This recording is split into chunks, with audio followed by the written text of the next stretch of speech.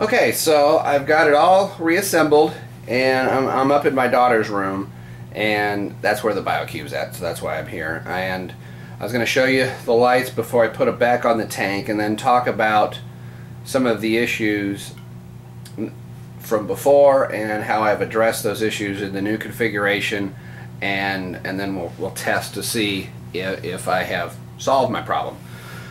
Okay, so what was the issue to begin with the first configuration? Well, the issue was heat. And the problem that I had, I was probably fine on the first configuration if I would have let the fans continue to run that were there for the old power compact, but they made so much noise, they annoyed me. I turned them off, stupid me. Thought the LEDs wouldn't put up that much heat. Well, as it turns out, they put out enough, and they started cooking them, and they started failing. So my new configuration, I think I've helped that and I've hurt that. The way I've hurt the situation is because I've now, instead of having two, I've got 3 modules. So 3 is more than 2 as far as heat goes. But the 2 things that I think I've done to help on the cooling should counteract the 3rd module. The first thing that I've done is, on the original configuration, I still had the original heat shield in there for the power compacts, and I had mounted these things essentially on top of those heat shields. And what that did is, on the back of each of these modules is a heat sink, and that heat sink works like a heat sink on a CPU in your computer. Essentially, it allows the air to process through the foils and to dissipate heat. And so by flush mounting those things, or nearly flush mounting those things, you didn't have an opportunity for air to move around those heat sinks and dissipate the heat. So they would get hot and get hotter and couldn't cool down. With this configuration, since I've taken out all of that reflective, the heat shield from before, it's all open underneath, and there's a good inch or so, 1.5 inches, 2 inches of clearance below these fixtures and the plastic on the hood. So that should help a lot. The next thing that I've done is, before, this thing was all enclosed and it was all sealed up, and so whatever air got in here came in here only through the vents for the fans, and if the fans weren't running, it got too hot. But now, as you can see, I've opened it all up, and then I can stick my hand under here, and it's like that on all sides. So I think that should allow for a much more fluid exchange of air in this hood, and hopefully that should help on the heat. But we're gonna see. And what I'm going to use to test the heat is, I've just got, this is just a grill thermostat where you stick the probe in the meat, and you can tell how warm your meat is. But as you can see here, it's 74 degrees in here, and that's about right. And so what I'm going to do is, I'm going to take and put the fixture on the tank and put that probe in there, and let's see how hot it gets. But before I do that, let's go ahead and turn the fixture on, and so you can see what it looks like. One thing that I would recommend highly to anybody who is installing one of these fixtures is to spend a little bit of money. These are dirt cheap. I don't know, they're probably 10-15 bucks, and get a dimmer. And it's just super easy. It just fits in line between the power supply and your fixtures, and you could get separate dimmers for each fixture if you wanted to control the light more carefully. But I just got one dimmer for all of them. So I don't know if you can see the difference as I turn it up. Probably not. The camera probably adjusts, but the control that I have over these things is significant. And I honestly don't think I will be running this thing but at maybe at 50% power, 75% at the most. We'll see how it goes. But as you change out if you go from power compacts to these LEDs, these LEDs are going to give you out so much more light than the power compacts that if you initially throw those on your tank and go at 100% power, you're going to shock the tank. The inhabitants in the tank aren't going to be used to that much light, and it might cause you some problems. But with the dimmer, you can just slowly turn it up over time. So a lot of flexibility there. So definitely get yourself the dimmer. So okay, well, let me go ahead and put this thing on the tank, and I'll show you what it looks like, and then we'll do the heat test.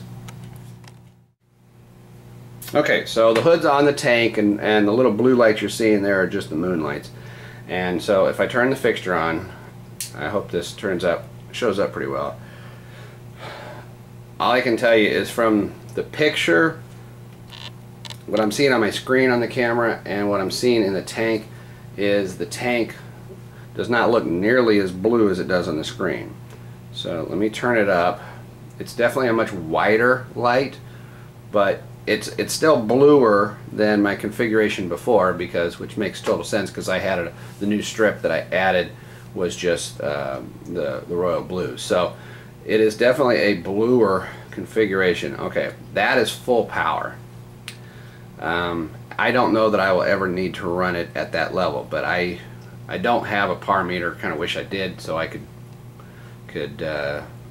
find out exactly what the par level is in the tank. But it's just it's pretty bright, but how bright I don't know. And I'm really not trying to grow anything in here. As like I said, this is my daughter's tank. She just likes to feed the fish, and she's got there's 4 damsels in here, and I can't stand damsels, so.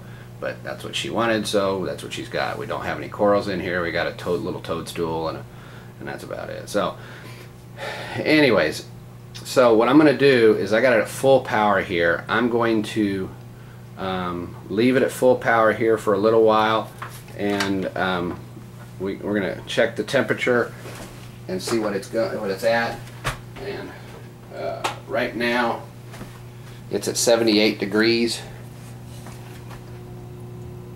So you can see that 78 degrees. So I'm going to let this run at full power for 20 minutes or so, and then I'm going to come back and we'll see what the temperature is then. The probe is inside the shield. It's not right under a light, but it's definitely inside the shield, so it should give us a good sense of the temperature.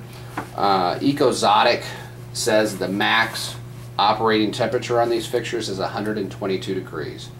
So I've seen it go up to 79 so far, but let's give it a little time, and we'll see what happens, and we'll find out if I need to add some kind of active cooling system or if the passive cooling will be enough. I'm hoping the passive will be enough, but like I said, let's go back and wait here 20-30 minutes, and we'll see where we're at temperature wise, and we'll go from there. So I'll be right back. Okay, so I have been running the lights at full bore for an hour, at least an hour, and as you can see, the temperature that it shows is 94 degrees. So I'm pretty confident in saying that there is no way in the world this is going to hit 122 degrees. The top of the canopy on it, you can feel the warmth. It's certainly not hot to the touch. It's warm. You put your hands over the vents and you can feel a little bit of the warm air coming out. It's a little warmer, but by no means do I feel like this thing is going to overheat. I think that the passive cooling that I'm using on the tank will work just fine. Just for curiosity's sake, what I'm going to do is I'm going to turn the lights down to a level where I think I would more likely run them at, and I'll see what happens to the temperature and see if it actually starts dropping. If it starts dropping, then that definitely will show me that